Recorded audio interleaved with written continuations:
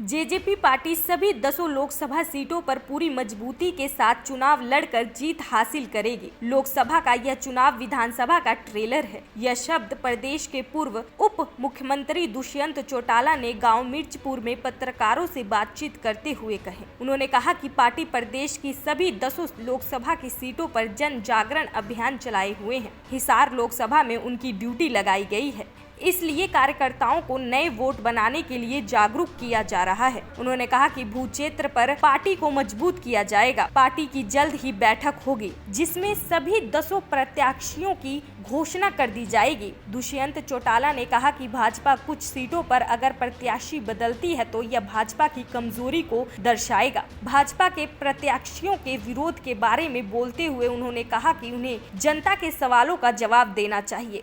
इसके अलावा दुष्यंत चौटाला ने कहा कि 25 मई को पता चल जाएगा कि भाजपा के 400 पार के सपने को जनता तोड़ेगी।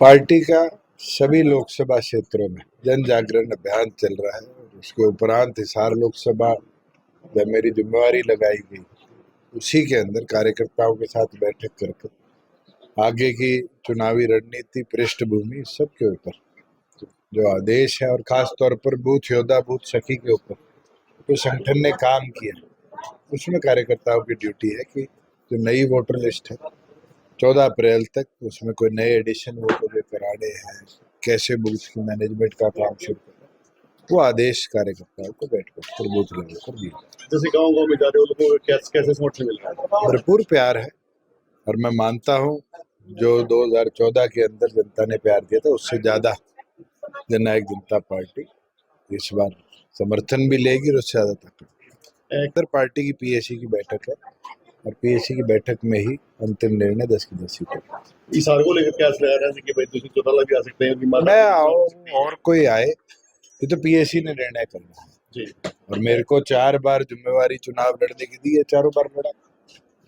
एक बीजेपी की इशू है, अगर इस तरह की चर्चा भी चली है तो ये बीजेपी की कमजोरी को दिखाती है। कांग्रेस पार्टी ने भी कब बहुत देर कर दी है, अभी तक एक ही प्रत्याशी की। अभी तो चुनाव में बहुत टाइम है। नॉमिनेशन ही हरियाणा प्रदेश में 29 अप्रैल से शुरू हो रहे हैं। देर करना मुझे नहीं लगता कहना आज के दिन उचित होगा। चुनाव बहुत लंबा है, छठे चरण में हरियाणा के मतदान है। मुझे लगता है अब खेतीबाड़ी का सीजन भी आ जाएगा तो चुनाव प्रक्रिया के अंदर टिकटों का बंटवारा जरूर टाइमली हो जाएगा, मगर चुनाव की प्रक्रिया जो शुरू होगी वो तो 1 मई के बाद ही शुरू होगी। जो भाजपा प्रत्याशियों को विरोध का सामना भी झेलना पड़ रहा है तो जनता को जवाब दे।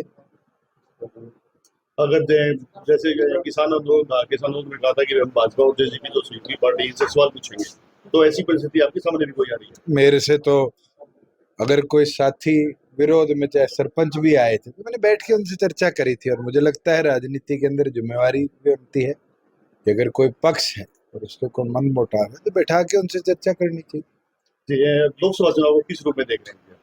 मैं तो विधानसभा चुनाव का ट्रेलर लोकसभा चुनाव को मानता हूँ और विधानसभा चुनाव में जो पृष्ठभूमि प्रदेश के लिए रखी जाएगी, लोकसभा कहीं ना कहीं उसका स्टार्टिंग फेज है। मगर हाँ, एक चीज जो मैंने भिवानी में भी देखी, यहाँ भी देख रहा हूँ कि जनता मिस करती है हरियाणा की आवाज को। पार्लियामेंट में जो सांसद चुनकर गए थे वो गूंगे बहरे थे। 10 साल हरियाणा की आवाज को देश की आवाज के सामने नहीं रख पाए और इस बार एक मन जरूर है कि हरियाणा को आवाज देकर पार्लियामेंट में भेजें। बड़ा बुद्धिजीवी मानता था, इस तरह की बात उनके मुंह से निकलनी, मुझे लगता है उनको माफी मांगनी। अब बीजेपी के जैसे सीएम चेंज हुआ है, जैसे आपका समझौता होता है, उसके बाद में बिल्कुल नीचे आ गई इनका ग्राफ। मैं ना टिप्पणी करूं बेहतर। फिर भी जनता सुनना चाहती है। जो मेरे मुंह से निकलना चाहते हो उससे पहले तो आपने ही बोल दिया और मैं इस पे क्या बोलूं, किसका ग्राफ नीचे आया है, किसका ग्राफ ऊपर गया है, ये तो इलेक्ट्रोल के हाथ में है। और 25 मई को वोट की ताकत से 400 पार के सपने को इलेक्ट्रोल तोड़ेगा।